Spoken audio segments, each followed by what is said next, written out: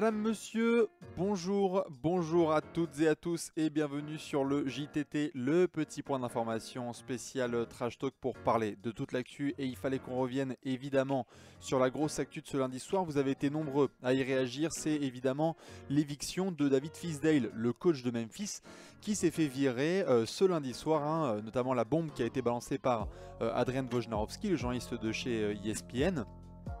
Une grosse bombe, hein. Vraiment, puisque pour le coup on ne s'y attendait pas vraiment. On savait certes qu'il y avait 2-3 petites histoires au sein de Memphis, hein. On va y venir en long et en large avec leur série de défaites, hein, évidemment. Apparemment pendant l'été, des discussions qui n'ont pas été forcément des plus cordiales entre Marc Gasol et David Fizdale, hein. L'ambiance qui commençait déjà à être un peu pourrave sans forcément qu'on s'en rende compte. C'est ce qui a rendu notamment cet aspect assez choquant de l'annonce de ce lundi soir.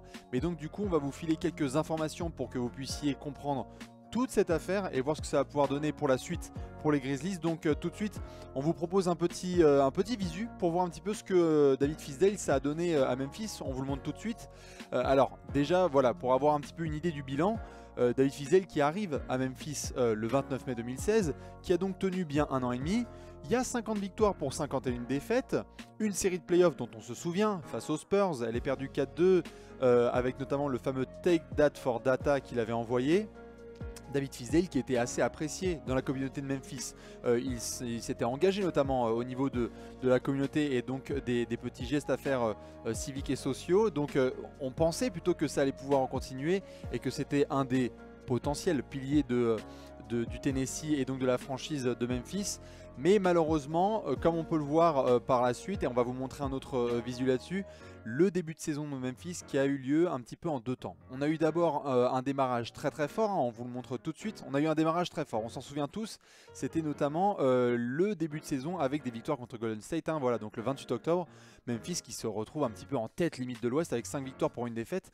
On s'en souvient tous, hein, ce que ça donnait face à des grosses cylindrées quand même, à domicile au FedEx Forum. Le 7 novembre, on atteint là les 7 victoires pour 4 défaites et donc tout va pour le moment assez bien. Mais c'est à ce moment-là que ça commence à dégringoler. On a les premières défaites. Le 15 novembre, Mike Conley qui quitte le groupe à cause d'un souci au tendon d'Achille. Et le 27 novembre, donc hier, on atteint les 8 défaites consécutives. Avec notamment en point d'orgue, vous l'avez vu le dimanche soir, la défaite de Memphis à domicile contre Brooklyn, où là c'était juste too much pour Marc Gasol, qui en plus a dû regarder la défaite, ou du moins la fin du match, sur le banc, ce qui a créé tout de suite une sorte de polémique, hein. Vous avez été nombreux à réagir dessus. Marc Gasol qui s'est exprimé dans les médias en disant que c'était justement un petit peu bizarre de ne pas jouer dans ces situations-là. Il préfère, quitte à perdre, il préfère le faire en étant sur le terrain avec ses coéquipiers plutôt que d'être un petit peu sur le côté comme ça, à ne pas savoir vraiment quoi faire.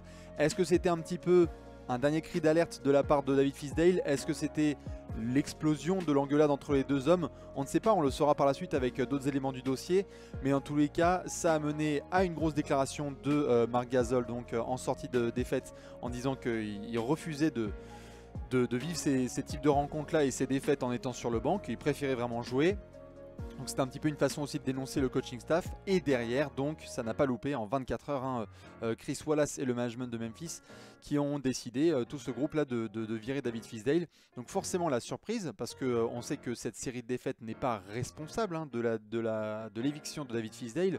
On mentionnait notamment le fait qu'il y avait des discussions cet été entre Marc Gasol et David Fizdale, qu'il y avait eu des premières embrouilles.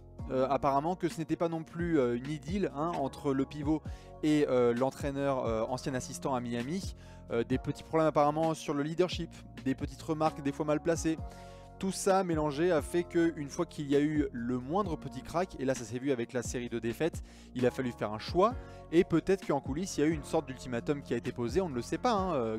Marc Gasol qui est assez discret là-dessus, mais en tout cas le management, c'est sûr et certain, a fait un choix. Il fallait soit prendre le coach, soit le joueur. Ils ont préféré prendre Marc Gasol, hein. On l'avait vu notamment dans 2-3 rumeurs de transfert. Finalement c'est plutôt David Fizdale qui prend la porte. Et donc du coup ça nous mène au dernier visu qu'on voulait vous montrer. On vous le montre tout de suite. C'est justement essayer de faire un point sur la suite, parce que là on a JB Bickerstaff qui arrive en intérimaire. Et bonjour le programme. Spurs, Cavs, Wolves, Knicks, Raptors, Thunder, Heat, Wizards. Bon, les Hawks, ça c'est cadeau. Mais ensuite Celtics et Warriors. Ça risque de faire très mal pour Memphis au niveau de son classement. Puisque là déjà ils sont donc bloqués à 7 victoires. Hein. Ils étaient à 7 victoires pour 4 défaites. Et maintenant ils en sont à 8 défaites consécutives. Donc ils sont à 7-12. Est-ce que l'absence de Mike Conley va vraiment se sentir là dans les prochaines rencontres? Est-ce que la présence d'un nouveau coach va pouvoir permettre à Memphis de produire un autre type de jeu? On ne sait pas. En tous les cas, JB Bickerstaff, pour ceux qui ne le savent pas, c'était notamment l'intérimaire qui avait pris la place de Kevin McHale à Houston. Hein. C'était la saison un petit peu cracra de Houston avec James Harden. On lui souhaite bon courage. En tout cas, il ne démarque pas dans une situation des plus réconfortantes. Mais on espère pour lui que ça va aller, notamment avec les Tyreke Evans, Mario Chalmers et compagnie. Les fans de Memphis, évidemment, on est obligé de vous faire une dédicace et la bise. Hein. On vous souhaite bon courage parce que c'est vraiment pas facile là pour le coup de vivre ce genre d'événement. Hein. Beaucoup de joueurs, notamment de la NBA, qui ont été les premiers à réagir sur les réseaux sociaux. Hein. LeBron, Wade, Isaiah Thomas et plein d'autres, Damian Lillard aussi, qui ont été les premiers à dire que c'était un petit peu bullshit de voir un tel coach partir. Donc on suivra bien évidemment le dossier en détail dès que ça tombera. Peut-être qu'on en fera un plus gros format avec Alexandre et Léonce dans le cas d'un apéro.